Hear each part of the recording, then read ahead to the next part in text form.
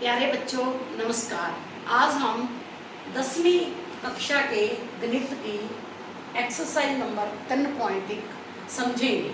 दो चर वाले रैखिक समीकरण जुगम। दो चर वाले यानी कि जिसमें दो चर हों, p, q, x, y कुछ भी हो सकते हैं। रैखिक रैखिक मीन्स जब हम इन समीकरणों को ग्राफ पर प्रदर्शित करेंगे तो उनकी एक सरल सीधी रेखा बनेगी और उसके बाद समीकरण जुगम यानी कि जुगम मीन्स दो जोड़े जो आपस में सहयोगी हों। ऐसे दो समीकरण जिनको ग्राफ पर प्रदर्शित करने पर एक सीधी सरल रेखा बनेगी वे होते हैं रैखिक समीकरण जुगम। तो आगे मैंने एक उदाहरण ली है। देखो प्यारे बच्चों, देखो मिष्टी ने दवाइयों की दुकान से 2 मास्क तथा एक सैनिटाइजर 70 रुपए में खरीदे। उसकी सहेली कनिका जो उसके पीछे सोशल डिस्टेंसिंग बनाए खड़ी थी, उसने 4 मास्क और 2 सैनिटाइजर 140 रुपए में खरीदे। इस स्थिति को बीजगणितीय व ग्राफीय रूपों में व्यक्त कीजिए। तो हम मान लेते हैं एक मास्क का मूल्य p रुपए और सैनिटाइजर का मूल्य q रुपए। तो प्रश्न के अनुसार हम कह सकते हैं कि एक मास्क का मूल्य p रुपए, तो 2 का कितना हो गया 2p प्लस एक सैनिटाइजर का कितना हो गया 1q इज इक्वल टू 70। दूसरी स्थिति में कनिका ने जो खरीदे 4 mask 4p plus 2 sanitiser 2q is equal to 140। ये हमारे दो समीकरण बन गए बीजगणितीय रूप में। अब इनमें जो a1 b1 c1 देखेंगे। जो p का गुणांक है ये a हो गया, जो q का है वो b हो गया, जो अचर रह गया वो हो गया c। अब पहले समीकरण को a1 b1 c1 लेंगे, दूसरे को लेंगे a2 b2 और c2। ये हमारे पास इक्वेशन बन गई। अब हमने ये देखना है कि जब हम ग्राफ पर इन्हें प्रदर्शित करेंगे तो क्या स्थिति बनती है।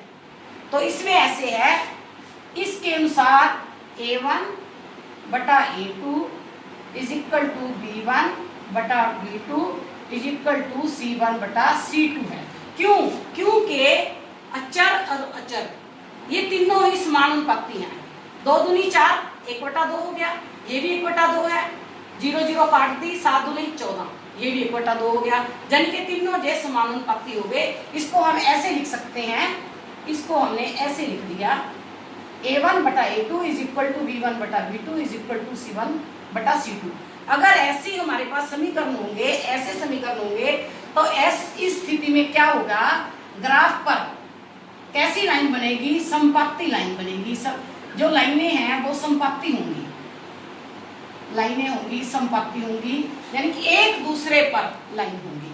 तो इसके बाद क्या होगा फिर, अगर समपाती होगी तो समीकरणों के अनेक हल होंगे, समीकरणों के अनेक हल होंगे। फिर हम दूसरा तीनों a1 बटा a2 is equal to b1 बटा b2 is equal to c1 बटा c2 जब ये समानुपाती होंगे। अगर a1 बटा a2 is equal to b1 बटा b2 ये दोनों समानुपाती होंगे तो पर c1 बटा c2 नहीं होगा समानुपाती, तो क्या होगा, तो दोनों रेखाएं समानांतर होंगी और इनका कोई भी हल नहीं होगा। ये आगे जाकर किसी भी बिंदु पर नहीं मिलेगी, आगे सीधी जाएंगी। अब अगर पहले ही तीसरी समीकरण युग में हम क्या देखते हैं कि a1 a2 b1 बटा b2 दोनों समानुपाती नहीं है, तो ऐसी स्थिति में ये ग्राफ पर दोनों रेखाएं एक दूसरे को काटेंगी एक ही बिंदु पर और इसका एक ही हल होगा। तो बच्चों, जब भी हम रैखिक समीकरण जुगम को ग्राफ पर हल करते हैं तो हमेशा सीधी और सरल रेखा बनेगी और इसी कारण ही इसे रैखिक समीकरण कहते हैं। वो रेखा किस प्रकार बनेगी, या तो समपाती होगी या समानांतर होगी या एक ही बिंदु पर काटेगी। तो बच्चों बहुत बहुत धन्यवाद। तो कल आपको मैं ग्राफ पर इन रेखाओं को बनाना और कैसे ग्राफ के पॉइंट्स लिए जाते हैं वो कल सिखाऊंगी। बहुत बहुत